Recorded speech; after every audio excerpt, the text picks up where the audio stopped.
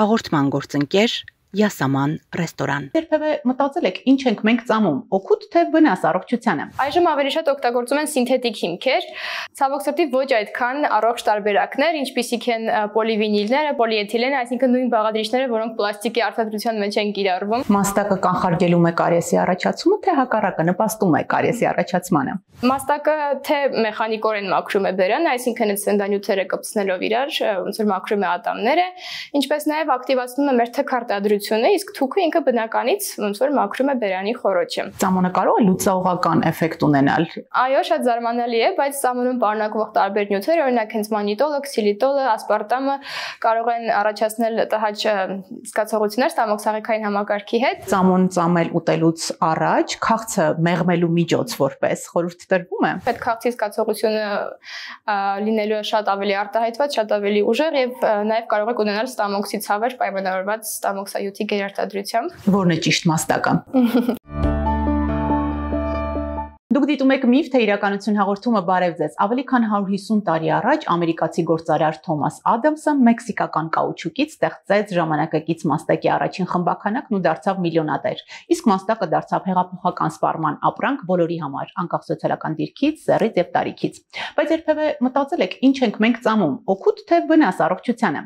Այսօր կզրուցենք բժիշկ սննդաբան Անահիտ Գևորգյանի հետ, պատմելով ողջ իրականությունը մաստակի մասին։ Ողջույն Անահիտ։ Բարև ձեզ Կարինե ջան։ Շնորհակալ եմ քեզ կրկին մեզ մոտ տեսնելու համար։ Ես շնորհակալ եմ շատ, որ նման հետաքրքիր թեմայով ինձ հնարավորություն եք տալիս զրուցելու այսօր։ Այո, եւ սկսենք մաստակի բաղադրությունից։ Օգնեք մեզ հասկանալ ինչ ենք մենք ծամում։ Եկեք փորձեմ մի փոքր բարձաբանել բաղադրիչները։ Յուրաքանչյուր մաստակի մեջ դե մենք ունենք մաստակի հիմքը, այդ gum base հասկացությունը, որը կարող է լինել կամ բնական կամ արհեստական աղբյուրներից ստացված։ Բնականը ցավոք սրտի մեր օրերում շատ քիչ է կիրառվում, այդ հենց կաուչուկը, լանոլինը, որ ստանում էին բնական հումքից։ Այժմ ավելի շատ օգտագործում են սինթետիկ հիմքեր, ցավոք սրտի ոչ այդքան առողջ տարբերակներ, ինչպիսիք են պոլիվինիլները, պոլիէթիլենը, այսինքն նույն բաղադրիչները, որոնք պլաստիկի արտադրության մեջ են կիրառվում։ Այդ պատճառով իհարկե այս նյութերը տոքսիկ չեն այն քանակներով, որ օգտագործվում է մաստակի մեջ, բայց չափից դուրս կիրառումը բնականաբար առողջարար չի կարող լինել մեզ համար։ Իհարկե նաև օգտագործում են քաղցրացուցիչներ, որոշը կարիեսոգեն, որոշը ոչ կարիեսոգեն, որոշը օժտված են բարձր կալորիականությամբ կամ ոչ, դրանց կանդրադառնանք հետագայում։ Իհարկե օգտագործում են նաև էմուլգատորներ, երևի հանդիպած կլինեք գիե տարանիշով նշված, էմուլգատորներից որոշները նույնպես այդքան էլ ցանկալի չէ կիրառել, պոլիսորբատներ են կիրառվում, ինչպես նաև տիտանի օքսիդներ ժամանակին կիրառվում, որ այս պահին օրինակ Եվրոպայում արգելված է օգտագործել սննդամթերքի մեջ, եւ իհարկե բազմաթիվ տարբեր հավելումներ, գունանյութեր, արոմատիզատորներ, համտվող նյութեր, որոնք նույնպես ցավոք սրտի սինթետիկ ճանապարհով ստացված ոչ բնական նյութեր են։ Այսպիսով մեծաքանակ կիրառումը բնականաբար խորհուրդ չեմ տա։ Մաստակը կանխարգելում է կարիեսի առաջացումը, թե հակառակը նպաստում է կարիեսի առաջացմանը։ Շատ կարևոր հարց, քանի որ կախված է մաստակի տեսակից եւ թե ինչ քաղցրացուցիչ է օգտագործվում տվյալ մաստակում։ Օրինակ, եթե բաղադրության մեջ կհանդիպեք սախարոզա, գլյուկոզայի օշարակ, դեքստրոզա, սրանք շաքարներ են եւ բնականաբար կարիեսոգեն ազդեցություն ունեն,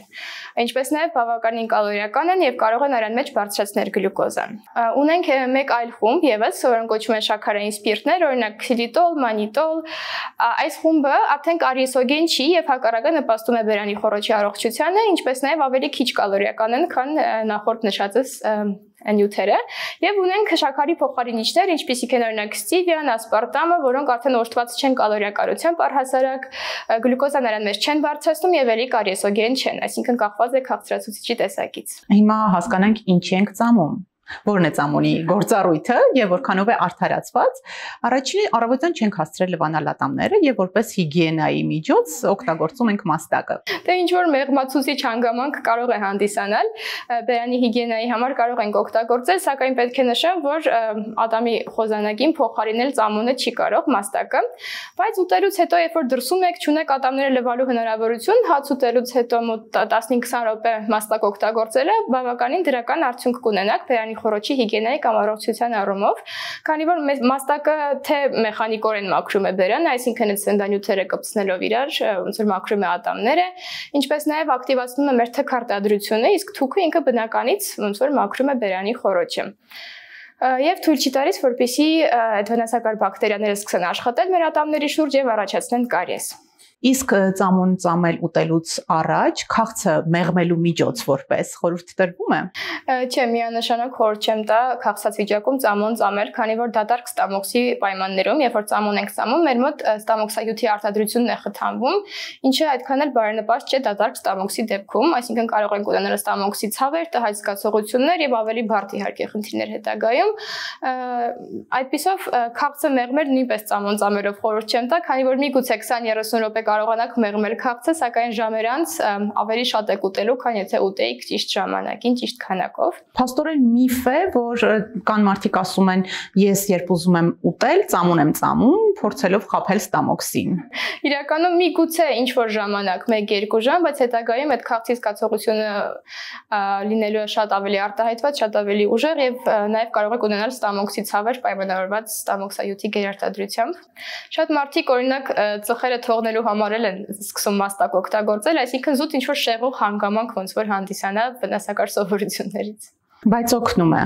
Միգուցե կան նիկոտին պարունակող ծամոններ նույնպես, որոնց քանակը քիչ-քիչ պակասեցնելով թողում են ծխելը, բայց ուղղակի ինչ որ շեղող հանգամանք եւի հոգեբանորեն ինչ որ օգնում են։ Եթե օգնում է ծխելը թողել, կարող ենք խորհուրդ տալ։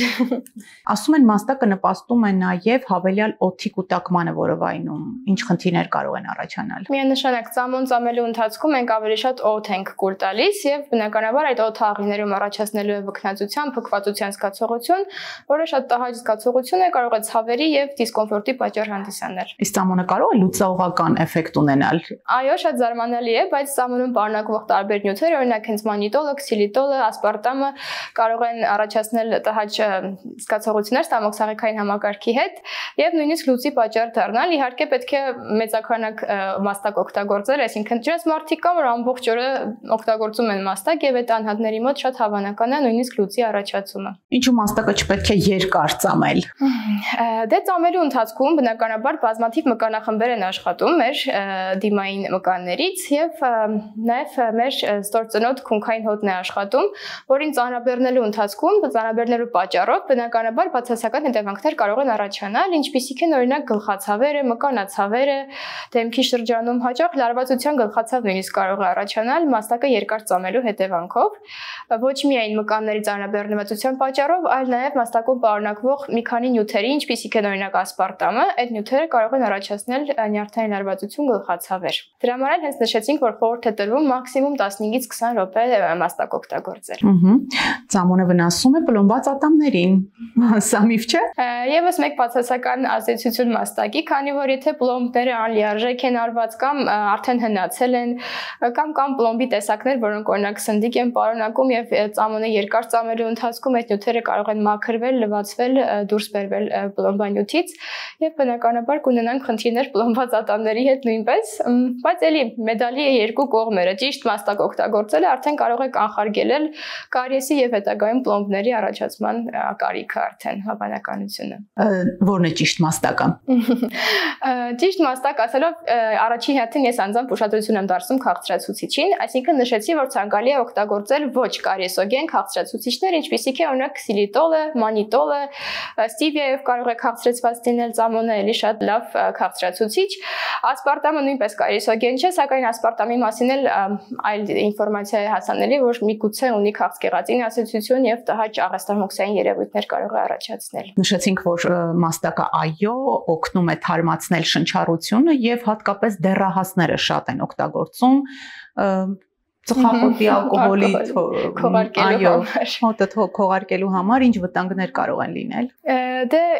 երեխաների եւ դեռահասների շրջանում նույնպես խորհուրդ չի տրվում երկարատև օգտագործումը մաստակի,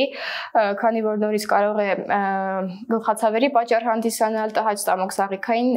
ինչ որ զգացողություններ ունենան դեռահասները, բայց այստեղ է մի հետաքրքիր հանգամանք կարող եմ նշել, որ ուսման process-ի ընթացքում ապացուցված է, որ մաստակի օգտագործումը կարող է դրական ազդեցություն ազդեցություն ունենալ ուշադրության եւ ընկալման արագության վրա։ Այսինքն հետազոտություններ կան, որ երկու խումբ են վերցրել, մի խումբ մաստակ օգտագործել է, մեկը չէ, եւ մաստակ օգտագործող խումբը շատ ավելի արագ է ընկալել տրված ինֆորմացիան, քան հակառակը։ Օգնում է կենտրոնանալ։ Էլի եթե ուսման process-ում են կամ նույնիսկ քննության ընթացքում ասում են միգուցե մաստակի օգտագործումը կարող է բարելավել այդ կոգնիտիվ process-ները։ Այդ դեպքում նշենք որոնք են մաստակի դրական կողմերը։ Սկսենք սկզբից, էլի նշեցինք, որ բերանի խոռոչի հիգիենան է օգնում ապահովել, այսինքն խուսափում ենք կարիեսից, բերանի տհաճ հոտից, որոշ մարդիկ ունեն օրինակ բերանի չորության համախտանիշ, այս դեպքում նորից կարելի է օգտագործել մաստակ։ Սննդի օգտագործումից հետո մաստակի օգտագործումը նաև մեզ հնարավորություն է տալիս ավելի արագ ու հեշտ մարսել սնունդը, քանի որ ակտիվանում են հյութազատությունը մեր ստամոքսաղեքային համակարգում։ Ծամոնի օգտագործումը կարող է նույնիսկ նվազեցնել երբեմն ստրեսի մակարդակը մեր մոտ, նպաստում է կորտիզոլի քայքայմանը, ինչով էլ շատ ստրեսային իրավիճակներում կարելի է օգտագործել։ Նշեցինք կենտրոնացման ու հիշողության լավացմանը կարող է նպաստել,